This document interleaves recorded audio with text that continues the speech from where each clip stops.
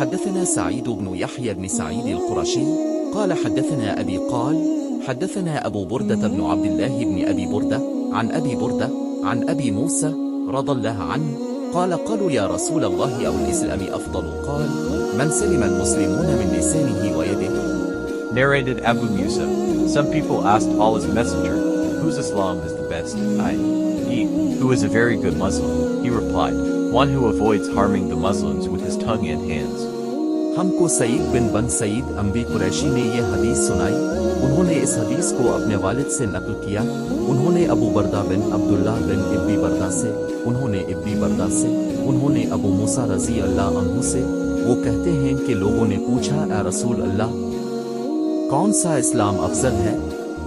तो नबी करीम सल्लल्लाहु अलैहि वसल्लम ने फरमाया वो जिसके मानने वाले मुसलमानों की ज़बान और हाथ से सारे मुसलमान सलामती में